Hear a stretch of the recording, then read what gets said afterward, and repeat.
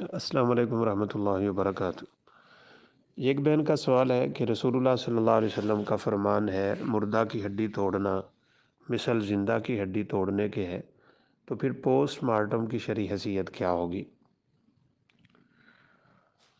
رسول اللہ صلی اللہ علیہ وسلم کا فرمان موجود ہے، کسر عظم المیت ککسرہ حیا، مردہ کی ہڈی توڑنا بالکل ایسے ہے جیسے زندہ کی ہڈی توڑ دی جائے۔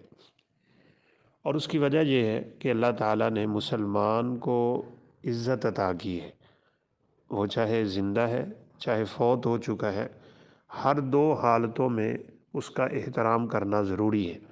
آپ صلی اللہ علیہ وسلم نے سیدنا عبداللہ بن عمر رضی اللہ تعالیٰ عنہ کو جوتے سمیت قبرستان میں کسی قبر کے اوپر یعنی چڑھتے یا آتے دیکھا تو آپ نے آواز دی تھی کہ جوتے اتار، چونکہ یہ مسلمانوں کی حرمت اور عزت کا مسئلہ ہے۔ باقی رہی بات پوسٹ مارٹم کی، تو پوسٹ مارٹم یہ شرعی طور پہ بہت ہی قابل مذمت عمل ہے۔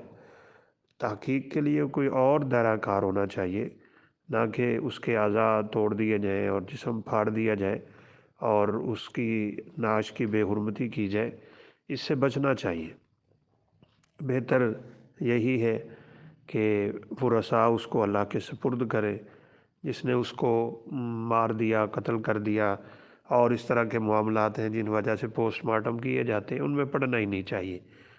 باقی رہی بات کہ اب حکومت کرتی ہے یا کوئی کرتا ہے، تو ان کے کرنے سے کوئی چیز جائز نہیں ہو جاتی۔ کتنے ایسے کام ہیں جو دنیا میں ناجائز کیے جا رہے ہیں، تو ان میں سے ایک یہ پوسٹ مارٹم بھی ہے، لہٰذا مردہ کی ہڈی نہیں توڑنی چاہیے۔